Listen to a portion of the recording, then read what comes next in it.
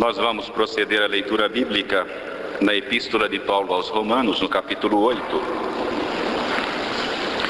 Eu lerei os 9 primeiros versículos e os irmãos acompanharão silenciosamente a leitura que farei. Romanos 8, versos de 1 a 9. Diz o seguinte o texto sagrado: Agora, pois, já nenhuma condenação há para os que estão em Cristo Jesus, porque a lei do Espírito da vida em Cristo Jesus te livrou da lei do pecado e da morte. Porquanto o que fora impossível à lei, no que estava enferma pela carne, isso fez Deus enviando o seu próprio Filho em semelhança de carne pecaminosa e no tocante ao pecado. E com efeito condenou Deus na carne o pecado, a fim de que o preceito da lei se cumprisse em nós, que não andamos segundo a carne, mas segundo o Espírito. Porque os que se inclinam para a carne cogitam das coisas da carne, mas os que se inclinam para o Espírito, das coisas do Espírito. Porque o pendor da carne dá para a morte, mas o do Espírito para a vida e paz. Por isso, o pendor da carne é inimizade contra Deus, pois não está sujeito à lei de Deus, nem mesmo pode estar. Portanto, os que estão na carne não podem agradar a Deus. Vós, porém, não estáis na carne, mas no Espírito, se de fato o Espírito de Deus habita em vós. E se alguém não tem o Espírito de Cristo, esse tal não é dele. Vamos orar pedindo ao Senhor a bênção da iluminação.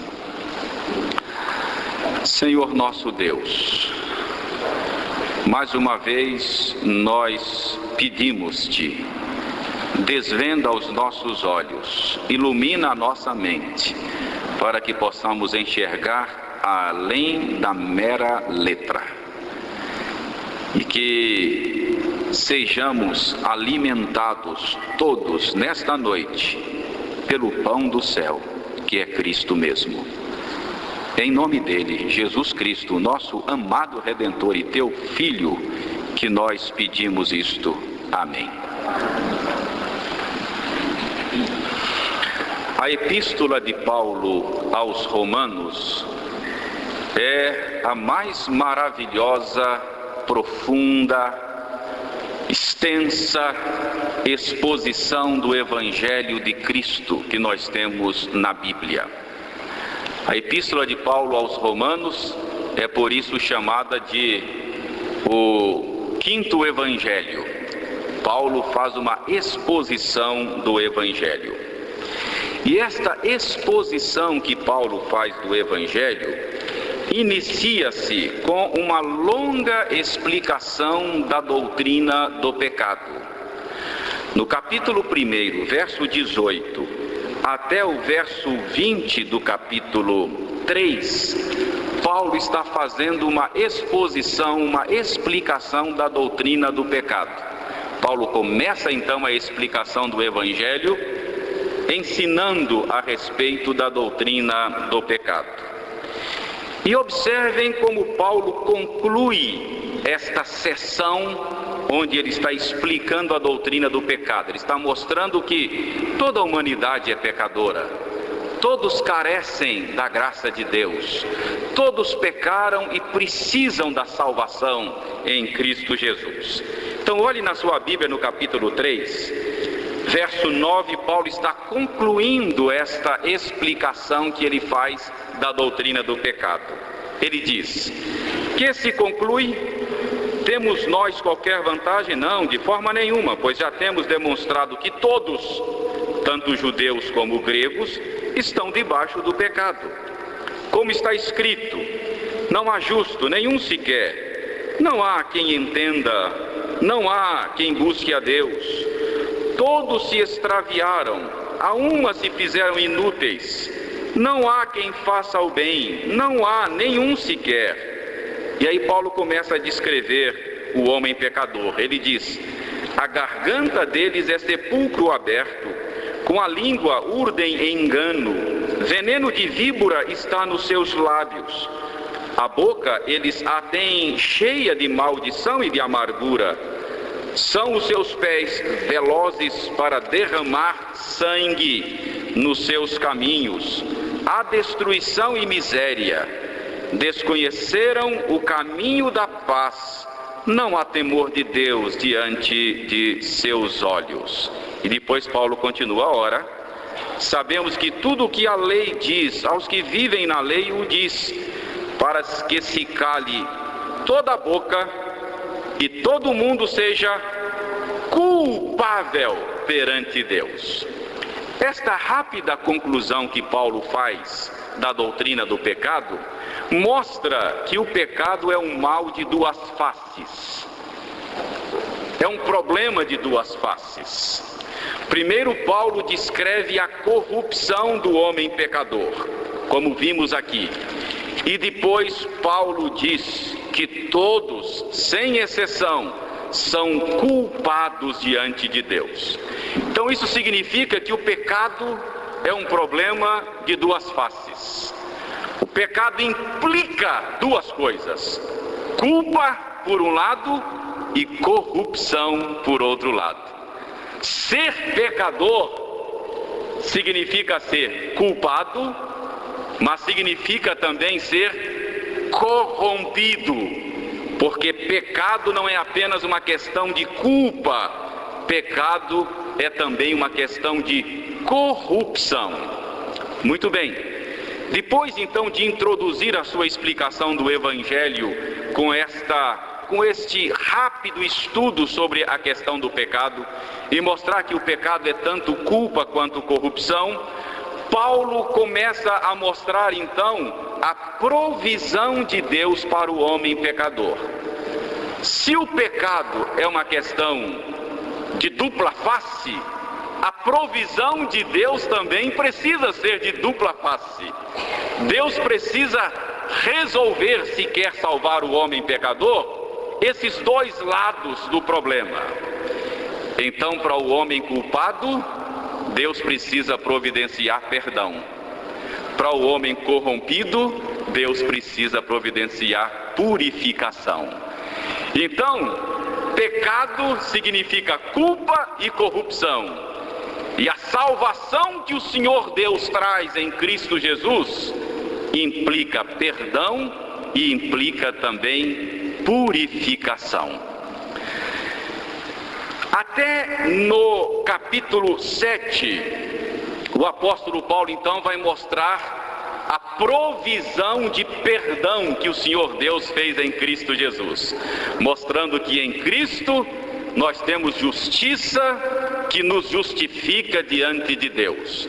Então há perdão para o pecador.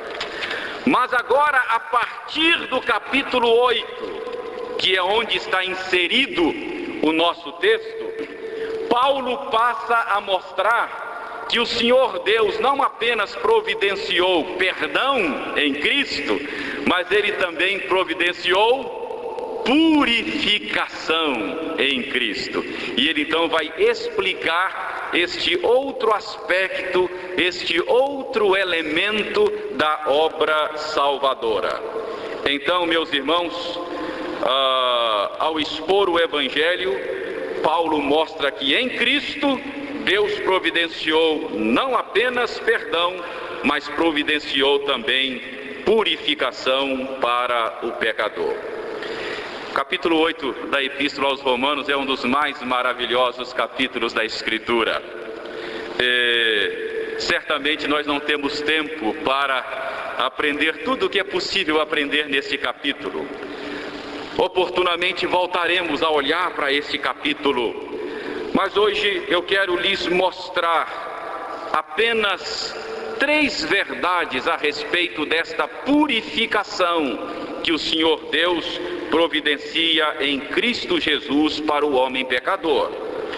Em primeiro lugar, nós aprendemos neste texto que lemos que a libertação desta corrupção do pecado, que esta purificação é parte do propósito redentor de Deus. Ou seja, quando o Senhor Deus elaborou o seu plano redentor, já estava previsto no seu plano redentor não apenas o perdão, mas também a purificação do homem pecador. Como é que a gente vê isto? Olha, isso pode ser notado em primeiro lugar no final do capítulo 7, texto que nós não lemos, mas outro dia eu lhes falei a respeito do capítulo 7. Eu lhes mostrei que Paulo terminou o capítulo 7 descrevendo uma pessoa bem intencionada, que por alguma razão já havia descoberto que a lei de Deus é uma coisa boa, é uma coisa santa. O final do capítulo 7, Paulo apresenta alguém que já havia entendido que as exigências da lei de Deus são exigências justas e retas e que valem a pena serem obedecidas. Mas esta pessoa descrita por Paulo no final do capítulo 7, além de ser uma pessoa bem intencionada e iluminada até certo ponto a respeito da lei, ela é também uma pessoa profundamente infeliz. É uma pessoa em cujos lábios o apóstolo Paulo coloca a exclamação: miserável homem que sou, o bem que eu desejo não consigo praticar, mas o mal que eu detesto eu estou sempre fazendo. Então, no final do capítulo 7, Paulo coloca uma pessoa assim, uma pessoa bem intencionada, que olha para a lei de Deus, vê que a lei é boa, justa, santa, deseja obedecê-la, mas quando ele tenta obedecer, ele não consegue, e ele diz: eu sou uma pessoa miserável, eu quero fazer o bem, não consigo, eu quero obedecer a Deus e não posso. E por que é assim? E por que as coisas funcionam assim com esta pessoa?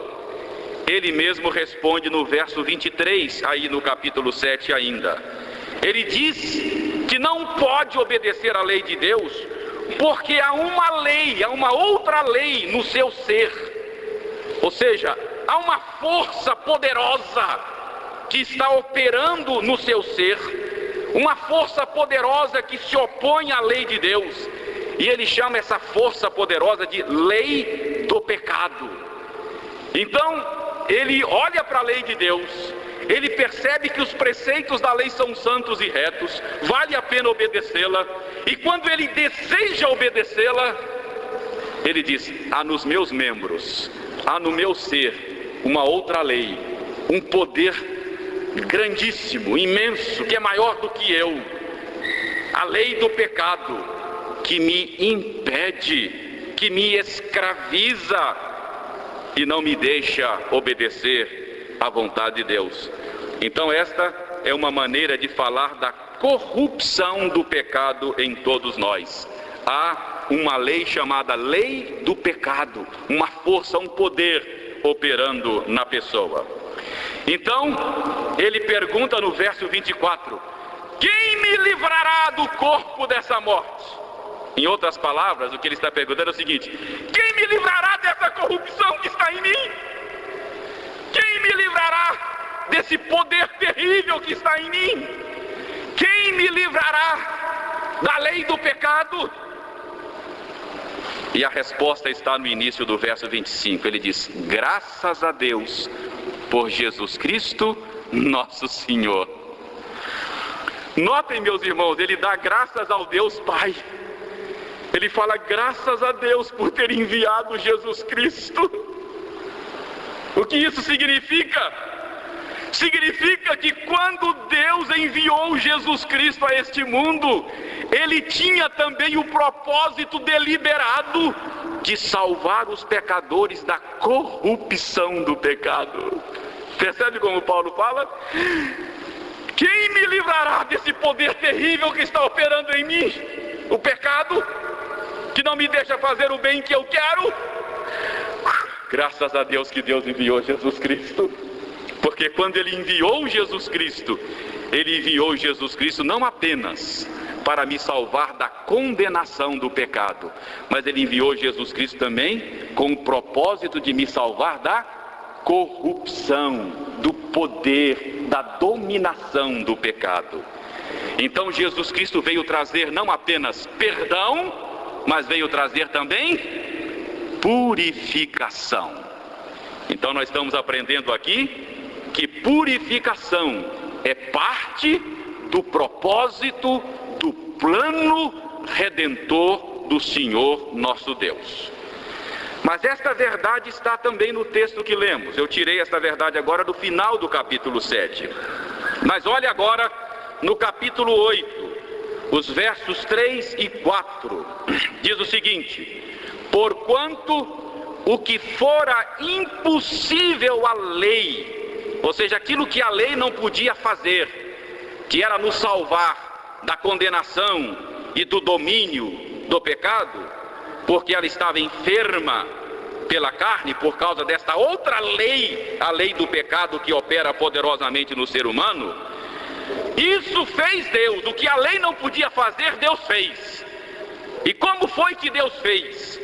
Ele fez enviando o seu próprio Filho em semelhança de carne pecaminosa e no tocante ao pecado, e com efeito condenou Deus na carne o pecado. Então como é que Deus fez? Enviando o seu Filho, a fim de que, verso 4, a fim de que o preceito da lei se cumprisse em nós. Isso é muito importante, que não andamos segundo a carne, mas segundo o Espírito. Então percebe o detalhe? Por que é que Cristo veio ao mundo? Por que Deus enviou o seu Filho ao mundo? Enviou a fim de que o preceito da lei se cumprisse em nós. Meus irmãos, esse é um detalhe importante, eu repito, pois significa que Cristo veio ao mundo não apenas para fazer uma obra por nós, mas Ele veio ao mundo para fazer uma obra em nós. Repito, Ele não veio apenas para resolver o problema da culpa, Ele veio também para resolver o problema da corrupção. Cristo trouxe não apenas perdão, mas Ele trouxe também purificação. Isso tem que ficar muito claro na nossa cabeça. O projeto redentor de Deus visa salvar o homem da culpa do pecado, mas também da corrupção e do domínio do pecado. Cristo veio trazer perdão para o pecador, mas Ele veio trazer também purificação para o pecador. Lembra como Paulo, por exemplo, escreveu a Tito a respeito disso? Paulo deixa isto muito claro em um texto que está registrado na epístola que ele escreveu a Tito. Dê uma olhada em Tito capítulo 2, versículo 14. O apóstolo Paulo diz que Cristo entregou-se a si mesmo por nós, a fim de quê? Olha o versículo 14, a fim de quê? A fim de remir-nos de toda iniquidade. O que é isso? Perdão. Remir de toda iniquidade é perdão, mas não apenas isso. Ele se entregou por nós a fim de remir-nos de toda iniquidade, mas a fim também de purificar para si mesmo um povo exclusivamente seu, zeloso de boas obras. Ou seja, purificar um povo a fim de que ele obedeça à lei de Deus e faça a vontade de Deus. Então o que Cristo veio fazer? Remir da iniquidade, perdoar, mas veio também purificar. Lembra o que diz aquele conhecido versículo lá na primeira epístola de João? Se confessarmos os nossos pecados, Deus é fiel e justo para quê? Primeiro para nos perdoar os pecados e para nos purificar de toda injustiça. Então a obra salvadora tem esses dois lados. Ele não apenas perdoa, mas ele também purifica. Então, meus irmãos, prestem atenção nisso. Quando o Senhor nosso Deus planejou a obra redentora, quando Ele projetou um plano salvador, que implicava enviar o seu Filho a este mundo para morrer na cruz, Ele idealizou isso com um duplo propósito: perdoar pecadores e purificar pecadores. Mas a pergunta é: como é que Cristo opera esta libertação da corrupção? Como se processa esta purificação? Cristo perdoa e Cristo purifica, mas como é que Cristo faz isto? O verso 2 do texto que estamos analisando responde à pergunta. Verso 2 diz: porque a lei do Espírito da vida em Cristo Jesus te livrou da lei do pecado e da morte.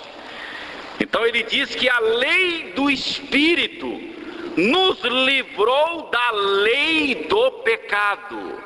Precisamos entender a terminologia que Paulo usa aqui.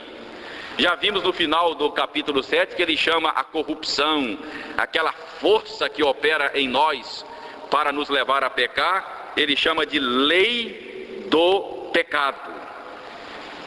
Por que Paulo usa esse termo lei? É uma lei que opera em nós, lei do pecado. Irmãos, o termo lei denota uma força. O termo lei denota constrangimento. Lei é uma obrigação, é uma imposição.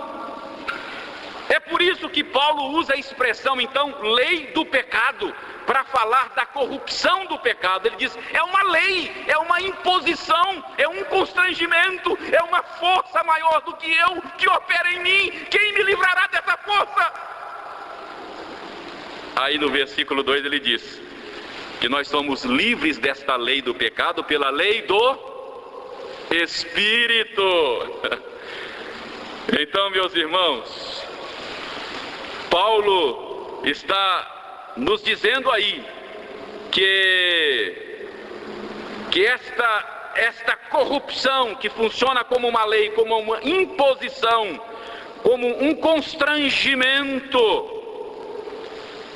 ela nos leva a pecar e nós somos livres dela, diz Paulo, pela lei do Espírito. E nessa segunda expressão, lei do Espírito, a ideia é a mesma. Lei denota força, poder, constrangimento, imposição. Então, como é que Cristo nos livra da lei do pecado, da força do pecado que opera em nós, da corrupção do pecado? Como é que Ele nos livra? Ele nos livra pela lei do Espírito, que é a força do Espírito, o poder do Espírito, o constrangimento do Espírito.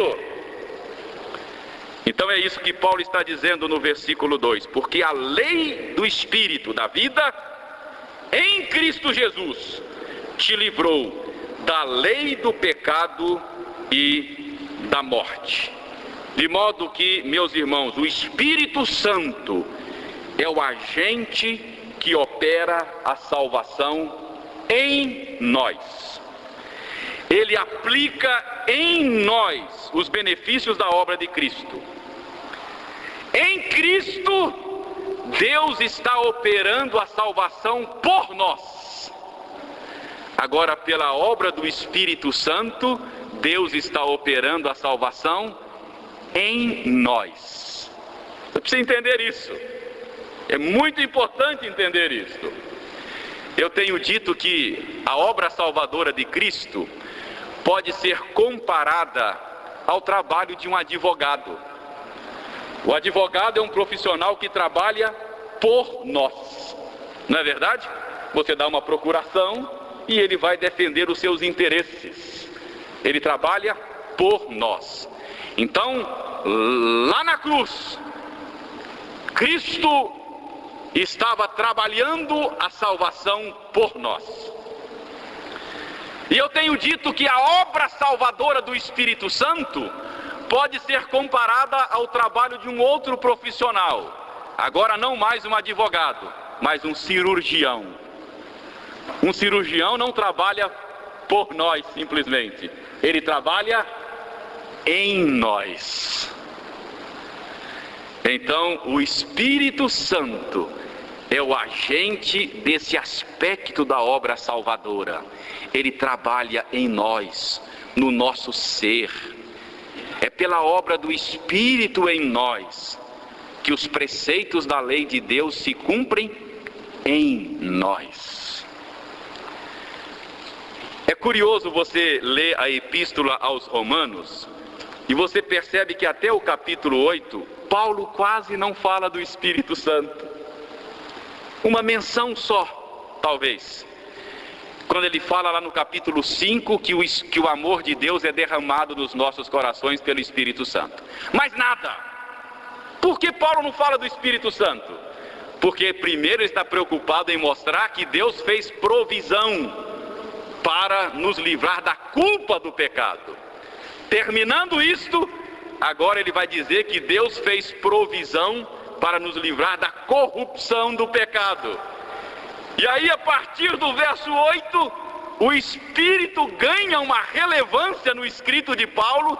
Ele fala no capítulo 8 inúmeras vezes do Espírito Santo e da sua obra. Então, como é que Cristo faz esta obra de purificação no pecador?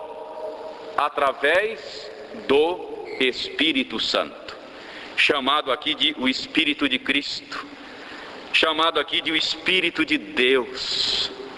Ou seja, o poder de Cristo, o poder de Deus está operante no pecador salvo.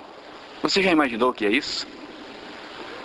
Pense um pouquinho no poder de Deus, se é que você pode. Imagine, aquele que criou todas as coisas,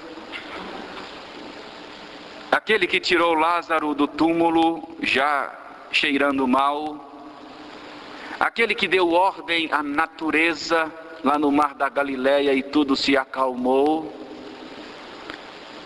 O poder de Deus está operante no pecador salvo.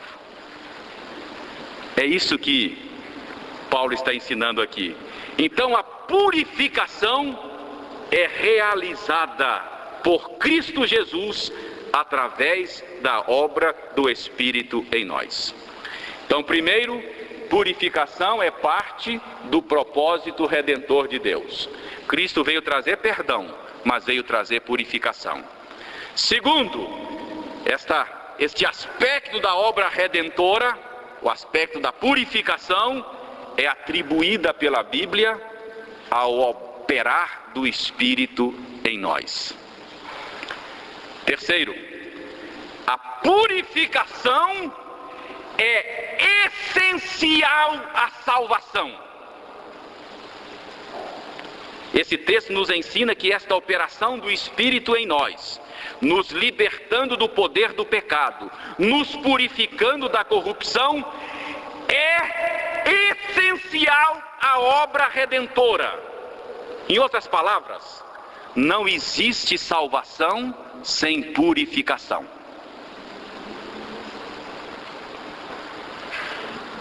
No verso 4, Paulo diz que os preceitos da lei se cumprem em nós. Mas em nós quem? Ele diz, em nós que não andamos segundo o Espírito.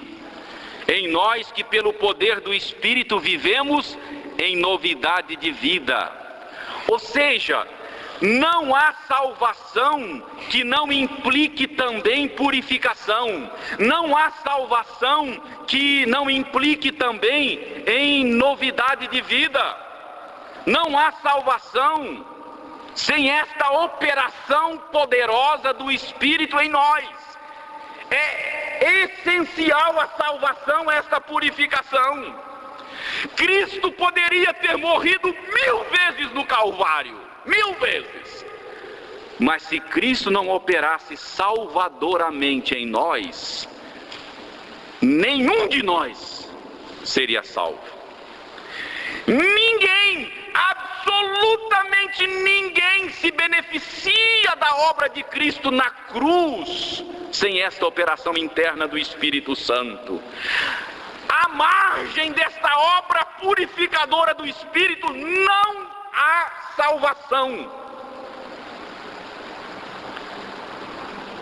É essencial à salvação esta purificação. Isso está claro no final do verso 9. Olha o que diz o final do verso 9 do nosso texto. E se alguém não tem o Espírito de Cristo, esse tal não é dele.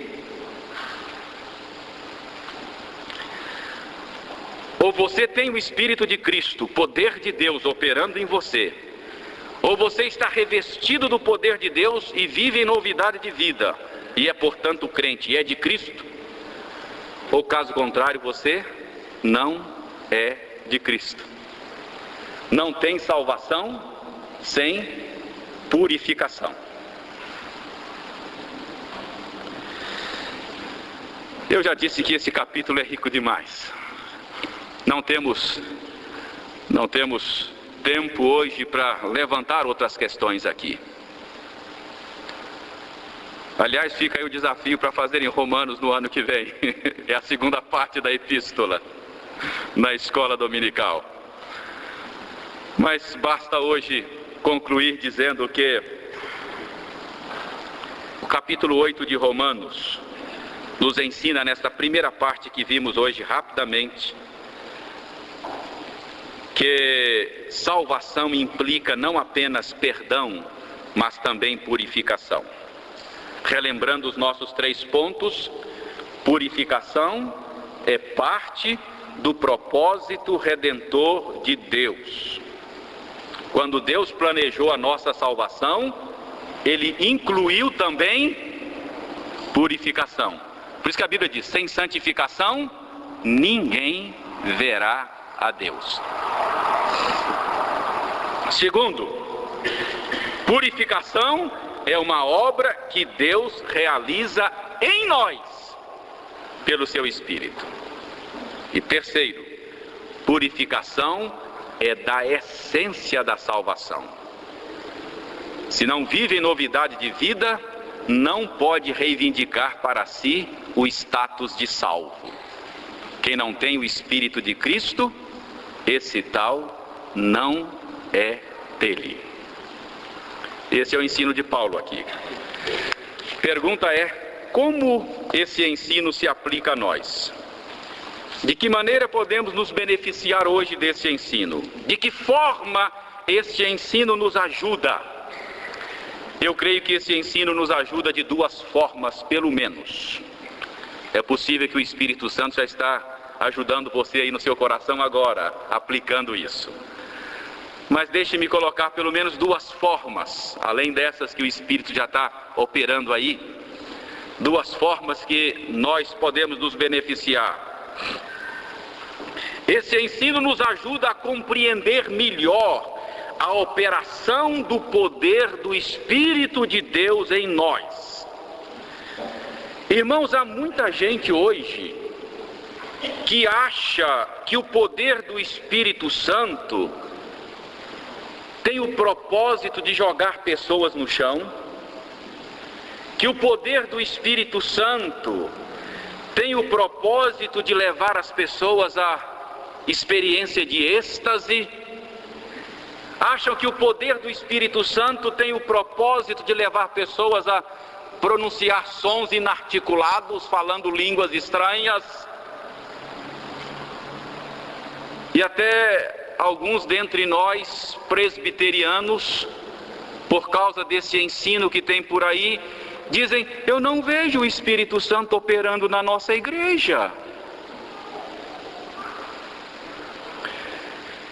Aqui Paulo está dizendo que a operação do Espírito Santo em nós tem o propósito de fazer com que os preceitos da lei se cumpram em nós.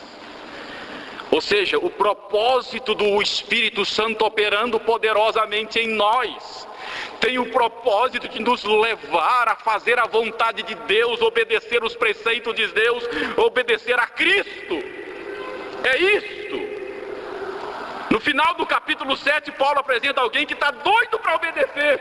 Sabe que a lei é boa, quer obedecer, mas tem uma outra lei que opera nele e não deixa obedecer. Quem me livrará? Paulo diz: o poder do Espírito vai fazer isso. A hora que o poder do Espírito está operando, agora você está livre para obedecer. E pode obedecer no poder do Espírito. Então é para isso que o Espírito opera poderosamente em nós. Todas as vezes que você vê alguém resistir à tentação sem pecar, é manifestação do poder do Espírito. Todas as vezes que você vê alguém optando pelo perdão em vez da vingança, é o poder do Espírito.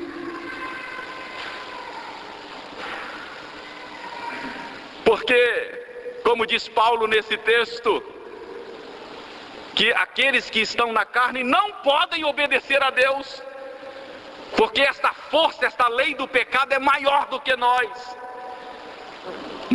Todas as vezes que alguém prefere o outro em honra, prefere que o outro seja honrado em lugar de si, é o poder do Espírito. Porque a tendência da minha natureza é eu querer ser honrado e humilhar o outro. Então sempre que alguém prefere que o outro seja honrado, é o poder do Espírito. Nós não fazemos isso naturalmente. Então, esse ensino de Paulo nos ajuda a compreender melhor como é a operação do poder do Espírito. E uma outra maneira de ser ajudado por esse ensino é que esse ensino nos ajuda a compreender que na prática nós não podemos separar justificação de santificação. Na prática não. A gente separa para estudar, justificação é uma coisa, santificação é outra coisa, mas na prática isto não pode ser separado. Ninguém é justificado sem ser santificado. Não há perdão sem purificação. Não há perdão sem novidade de vida. Novidade de vida é da essência da salvação. Então, se alguém não vive em novidade de vida, não pode reivindicar para si o nome de cristão. Se alguém não vive em novidade de vida, não pode reivindicar para si o status de salvo. Quem não tem o Espírito de Cristo, esse tal não é dele. Meus irmãos, que Deus nos ajude a beneficiar-nos deste ensino, dessas duas formas, ou de qualquer outra forma que o Espírito Santo está lhe mostrando agora. Que Deus nos abençoe. Amém.